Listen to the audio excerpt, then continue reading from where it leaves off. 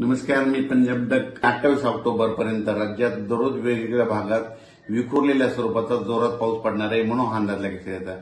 म्हणून हा पाऊस कुठे जास्त होणार आहे सगळ्यात जास्त सांगू इच्छितो की मराठवाडा, त्याच्यानंतर पश्चिम महाराष्ट्र, त्याच्यानंतर कोकण पट्टी आणि त्याच्यानंतर उत्तर महाराष्ट्र, म्हणजे ह्या 4 विभागामध्ये सगळ्यात जास्त पाऊस पडणार आहे म्हणून हा अंदाज लक्षात येतो. पूर्व आणि पश्चिमी विदर्भात देखील पाऊस असणार आहे, पण देखील भाग बदलत पडणार आहे, विखुरलेल्या स्वरूपाचा पडणार आहे, जास्त तिकडे प्रमाण नसणार आहे म्हणून हा अंदाज लक्षात येतो. पण राज्यात मात्र मराठवाडा, पश्चिम महाराष्ट्र, उत्तर महाराष्ट्र, कोकण पट्टी या भागात मात्र जोराचा पाऊस पडणार आहे म्हणून हा अंदाज लक्षात यायचा. सांगायचं झालं तर जिल्ह्यावाईज सांगायचं झालं तर आज देखील नांदेड जिल्हा झालं, लातूर जिल्हा झालं, परभणी जिल्हा झालं, हिंगोली जिल्हा झालं, यवतमाळ जिल्हा झालं, धाराशिव, बीड, जालना, संभाजीनगर, अहिल्यानगर, त्याच्यानंतर सोलापूर, कोल्हापूर, सांगली, सातारा, पुणे, त्याच्यानंतर कोकणपट्टी पूर्ण ह्या परिसरामध्ये आज रात्रीच्याला खूप ठिकाणी विजेच्या कडकडाटासह पाऊस सुरू होणार आहे म्हणून हा अंदाज लागतेचा. हा पाऊस सर्वदूर नाही, पण राज्यात मात्र रात्रीपासूनच चांगला पावसाला सुरुवात होणार आहे म्हणून हा अंदाज लक्षात यायचा.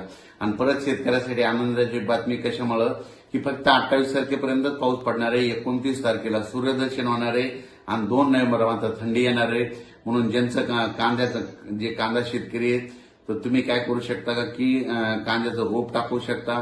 मका शेतकऱ्याचे फोन आले, मका देखील काढायला 29 तारखेपर्यंत काही हरकत नाही, पेरणी करायला देखील काही हरकत नाही म्हणून हा अंदाज लक्षात द्यायचा. पण राज्यात मात्र सध्या आणखीन 4 दिवस हा शेवटचा पाऊस पडणार आहे. शेवटचा पाऊस असल्यामुळं सगळीकडे सर्वदूर पडत नाही, फक्त भाग बदलत पडतो म्हणून हे अंदाज लक्षात यायचा.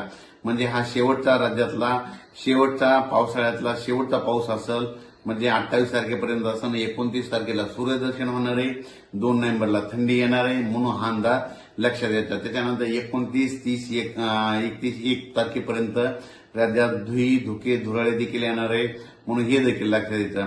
पण राज्यात मात्र आता 4 दिवस पावसाचे असणार आहेत म्हणून हा अंदाज सर्व शेतकऱ्यांनी लक्षात घ्यायचा. त्याच्यानंतर अचानक वातावरणात बदल झाला तर लगेच एक उद्या मेसेज दिला जाईल. धन्यवाद.